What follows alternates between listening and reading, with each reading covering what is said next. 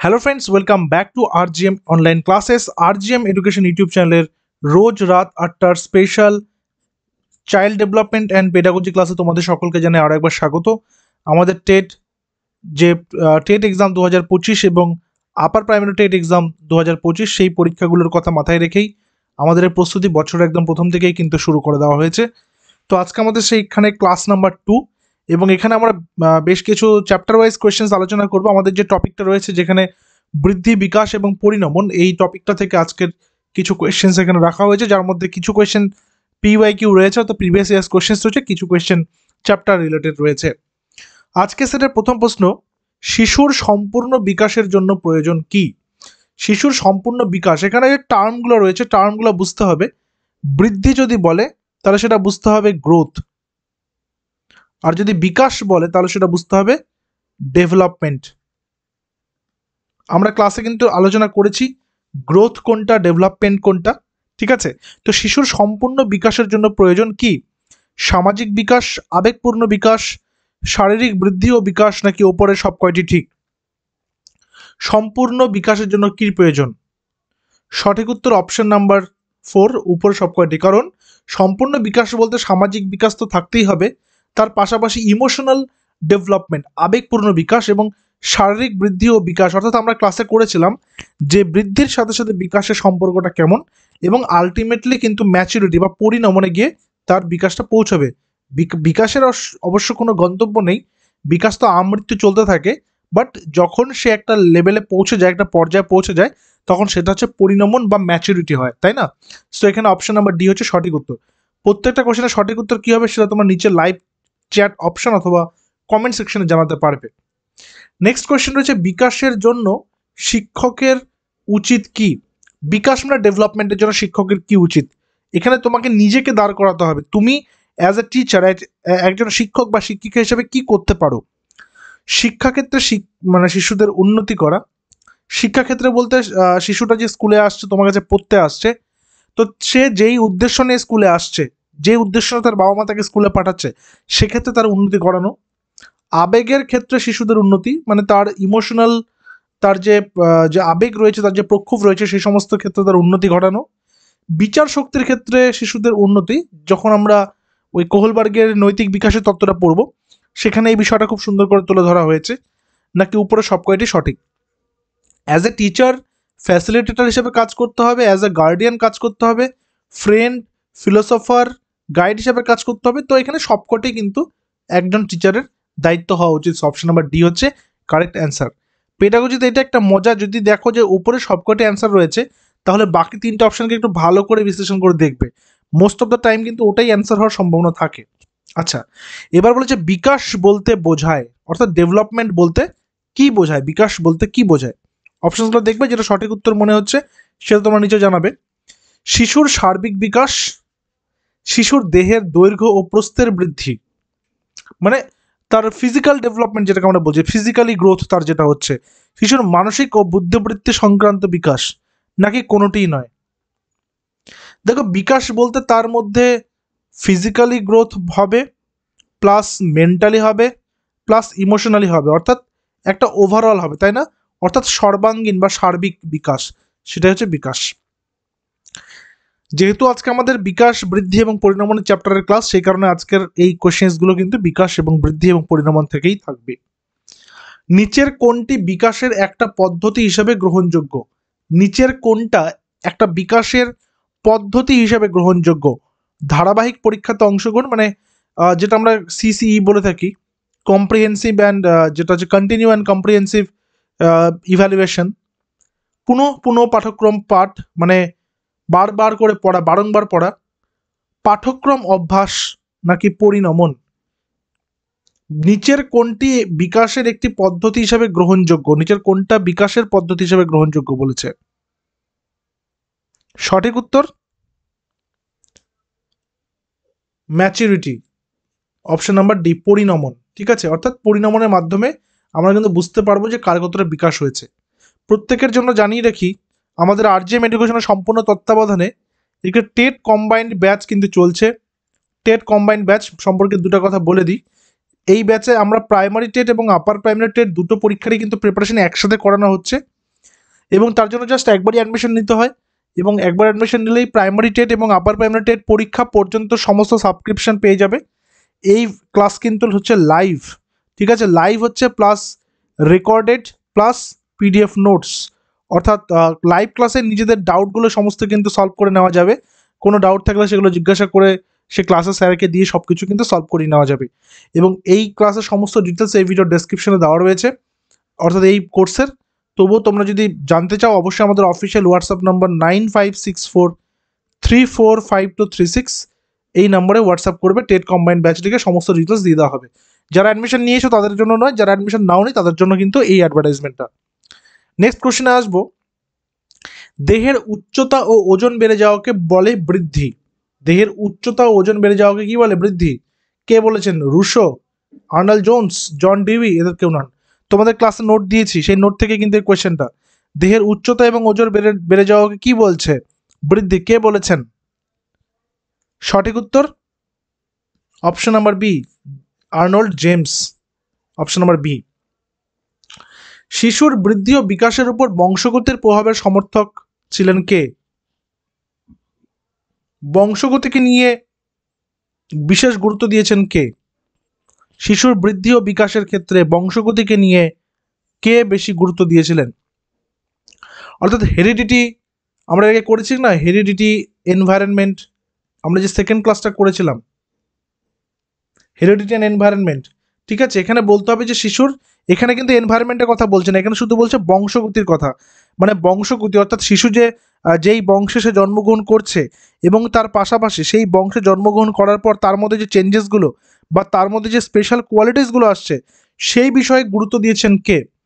অপশনসগুলো Galton, Terman, লিউম্যান নাকি কেউইনন। সঠিক উত্তর কি হবে? সঠিক উত্তর হবে এখানে কিন্তু গ্যালটন, টারম্যান, লিউম্যান প্রত্যেকের নামই কিন্তু পাবে, ঠিক আছে, প্রত্যেকের নামই পাবে। আমি ওখানে নামগুলো তোমাদের বলে দিয়েছিলাম, তোমরা নোটটা ওপেন করে দেখতে পাবে যে Weissman, Galton, ডেভরাইস, Douglas, গোডার্ড, Neumann, Terman প্রত্যেকে কিন্তু বংশগতি নিয়ে কথা বলেছেন। সো এখানে উপরে সব কয়টি হচ্ছে সঠিক উত্তর, এদের সকলেই। এরপরে কি আছে? এরপরে চলে আসি, এরপরে বলছে শিশুর বৃদ্ধি ও বিকাশের উপর পরিবেশের প্রভাবের সমর্থক ছিলেন। আগেরটা কি ছিল? আগেরটা ছিল হচ্ছে বংশগতি, এবার হচ্ছে পরিবেশ, এনভায়রনমেন্ট। এনভায়রনমেন্টের উপরে ছিলেন কে? ক্যাটেন, ইস্টারব্রুক, এদের দুজনেই নাকি এদের কেউই নন। কারেক্ট অ্যান্সার কি হবে? কারেক্ট অ্যান্সার হবে অপশন নাম্বার সি, এদের দুজনেই, ক্যাটেন এবং ইস্টারব্রুক, এরা দুজনেই। এবং এদের দেওয়া কিন্তু আমি সংজ্ঞাগুলো তোমাদেরকে অলরেডি দিয়েছি, তোমরা সেগুলো পেয়েছো নোটসে। আচ্ছা, বংশধারা ও পরিবেশের পরস্পরের সহায়ক, এর থেকে অধিক কিছু হতে পারে না। অর্থাৎ বংশধারা মানে হেরিডিটি, পরিবেশ অর্থাৎ এনভায়রনমেন্টাল, দুটোই কিন্তু পরস্পর সম্পর্কযুক্ত, বা এরা পরস্পর একসাথে কাজ করেই একটা শিশুর সর্বাঙ্গীন বিকাশ ঘটায়। এটা কে বলেছেন? সঠিক উত্তর অপশন নাম্বার বি, মনোবিদ ল্যারেট। সঠিক উত্তর অপশন নাম্বার বি। নেক্সট, কোন মনোবিদ জ্ঞানের বিকাশকে সংবেদন চালনমূলক বা চালকমূলক স্তর, প্রাক সক্রিয়তা স্তর, মূর্ত সক্রিয়তা স্তর এবং যৌক্তিক সক্রিয়তা স্তর চারটি ভাগে ভাগ করেছেন? কে চারটি ভাগে ভাগ করেছেন? অ্যাকচুয়ালি এটা আমরা যখন কগনিটিভ ডেভেলপমেন্ট থিওরিটা পড়ব, সেটার এই কোশ্চেনটা কগনিটিভ ডেভেলপমেন্ট থিওরির, যেখানে চারটা ভাগ রয়েছে, অর্থাৎ জাঁ পিয়াজে, মনোবিদ পিয়াজে, যেখানে তিনি করেছেন। আমি যখন ওই ক্লাসটা নেব, ক্লাসটা শিডিউল হয়ে গেছে অলরেডি, এই সপ্তাহে ক্লাসটা হয়ে যাবে তোমাদের। তো সেখানে কিন্তু বলা হয়েছে মনোবিদ পিয়াজে এই যে কগনিটিভ ডেভেলপমেন্ট থিওরি বা প্রজ্ঞামূলক জ্ঞান তত্ত্বের কথা বলেছেন। সমন্বিত শিখনের লক্ষ্য হিসেবে নিচের কোনটি সত্য? সমন্বিত শিখনের লক্ষ্য হিসেবে নিচের কোনটি সত্য? আত্মবিশ্বাসী মানুষের স্বীয় ব্যক্তিকে বিকাশ সাধন করা, শিক্ষার্থীর স্বাধীন চিন্তন ক্ষমতার বিকাশ করা, বিচার বুদ্ধিসম্পন্ন মানসিক প্রক্রিয়ার চর্চা, নাকি সবকটি সত্য? সঠিক উত্তর সবকটি সত্য, অপশন নাম্বার ডি। আচ্ছা, সংবেদন সঞ্চালনমূলক চিন্তনের স্তরে কোনো বস্তু দৃষ্টিসীমার মধ্যে আছে কিনা সে বিষয়ে শিশুর স্পষ্ট ধারণার অভাব দেখা যায়। এই বিষয়টিকে পিয়াজে বলেছিলেন? দৃষ্টিসীমা, দৃষ্টিহীনতা, বস্তুস্থায়িত্ব নাকি সবকটি? কি হবে সঠিক উত্তর? দেখো, বস্তুর স্থায়িত্ব নিয়ে কিন্তু বা পার্মানেন্স অফ দ্য অবজেক্ট নিয়ে কিন্তু পিয়াজে তার ব্যাখ্যায় দিয়েছেন, তো বস্তু স্থায়িত্ব যেখানে কারেক্ট অ্যান্সার। কোনো মুহূর্তে অর্জিত তথ্যসমূহের একক সংগঠনকে বলা হয় কি? কোনো মুহূর্তে অর্জিত তথ্যসমূহের একক সংগঠন, অর্থাৎ আমি একটা এক্সাম্পল বারংবার দিই, ধরে নাও এটা একটা প্রাচীর, এই প্রাচীর তৈরি করতে মোটামুটি ধরে নাও যতগুলো ইট লেগেছে, তাই না? ইট তো একটা একক, এখানকার একটা করে একক ইট, ঠিক আছে? আমি জাস্ট একটা মোটামুটিভাবে একটা বানিয়ে দিচ্ছি এখানে। তো এই যে ইট দিয়ে প্রাচীরটা তৈরি হলো, এই প্রাচীরটা যদি জ্ঞান হয়, তাহলে প্রত্যেকটা একক হচ্ছে এক একটা করে স্কিমা, ঠিক আছে? Schema, option number A. আর স্কিমার প্রথম ধারণা দিয়েছেন আর্ট বার্টলেট। আর্ট বার্টলেট এর প্রথম ধারণা দিয়েছেন স্কিমার। মনোবিদ পিয়াজে তার তত্ত্বে কোন ধরনের বিকাশের কথা বলেছিলেন? মনোজিৎ পিয়াজে তার তত্ত্বে কোন ধরনের বিকাশের কথা বলেছিলেন? জ্ঞানমূলক, অনুভূতিমূলক, জ্ঞান এবং অনুভূতিমূলক কোনটিই নয়। সঠিক উত্তর জ্ঞান ও অনুভূতিমূলক, যেটাকে তিনি প্রজ্ঞামূলক জ্ঞান তত্ত্বে তিনি যেটাকে মূলক হবে, হ্যাঁ, যেটাকে তিনি ব্যাখ্যা দিয়েছেন। লার্নিং অ্যান্ড এবিলিটিস গ্রন্থটির রচয়িতা কে? লার্নিং অ্যান্ড এবিলিটিস গ্রন্থের রচয়িতা কে? তোমাদের ব্যাচে এই কোয়েশ্চেনের পিডিএফটা দিয়ে দেবো ক্লাসের শেষে। লার্নিং অ্যান্ড এবিলিটিস গ্রন্থটির রচয়িতা কে? মনোবিদ পিয়াজে, মনোবিদ রিপল ও ক্লাজমেয়ার, মনোবিদ উডরাফ নাকি মনোবিদ মল্ট ও স্মিথ? সঠিক উত্তর মনোবিদ রিপল ও ক্লাজমেয়ার। ধারণা গঠন সম্পর্কে নিচের কোন তথ্যটি সঠিক? ধারণা গঠন সম্পর্কে নিচের কোন তথ্যটি সঠিক? ধারণা গঠনের ফলে উদ্দীপকের জটিলতা হ্রাস পায়। ধারণা গঠন শিক্ষার্থীর ভাষার বিকাশে সহায়তা করে। ধারণা গঠন শিক্ষার্থীদের সমস্যা সমাধানে সহায়তা করে। সবকটি তথ্য সঠিক। কি হবে সঠিক উত্তর? সঠিক উত্তর সবকটি সঠিক, কারণ উদ্দীপকের জটিলতা হ্রাস পাবে। উদ্দীপক মানে যেগুলো দেখে ধারণা গঠন হচ্ছে সেটার জটিলতা হ্রাস পাবে, কারণ যখন ধারণা গঠন হচ্ছে তখন সেটা জটিল থাকলে তো ধারণা গঠন হবে না। শিক্ষার্থীর ভাষার বিকাশে সহায়তা করবে, ল্যাঙ্গুয়েজের ক্ষেত্রে সহায়তা করবে, আর সমস্যা সমাধানে অবশ্যই সহায়তা করবে। ধারণা গঠন সম্পর্কে নিচের কোন তথ্যটি সঠিক? আছে 16 নম্বরটা তো হয়ে গেল, রিপিট হয়ে গেছে কোয়েশ্চেনটা। নিচের কোনটি বৃদ্ধির নীতি হিসেবে পরিচিত? বৃদ্ধির নীতি মানে গ্রোথের নীতি, বৃদ্ধি মানে গ্রোথ। বংশধারা পরিবেশের মিথস্ক্রিয়ার ফলে বৃদ্ধি ঘটে। বৃদ্ধির উপর অনুশীলনের প্রভাব দেখা যায়। বৃদ্ধির হারে ব্যক্তিগত পার্থক্য লক্ষ্য করা যায়। সবকটি সঠিক। নিচের কোনটি বৃদ্ধির নীতি হিসাবে পরিচিত? সবকটি সঠিক, কারণ এখানে বংশধারা পরিবেশের মিথস্ক্রিয়া ঘটবেই। কারণ পরিবেশ যদি সুস্থ পরিবেশ হয় তাহলে সেই বাচ্চারা সুস্থ থাকবে, তাড়াতাড়ি বৃদ্ধি হবে তার। আর বংশধারা তার যদি বাবা মা এবং তার পরিবারের জিনে যদি থাকে, সে লম্বা হচ্ছে বা তার একটা হাইট হচ্ছে, তো সেই হিসাবে সে কিন্তু সেই হাইটটা পাবে। বৃদ্ধির উপর অনুশীলনের প্রভাব দেখা যাবেই, কারণ হচ্ছে অনুশীলন যে যত করবে তার সেই অঙ্গ বা সেই প্রত্যঙ্গটা বেশি বৃদ্ধি লাভ করবে।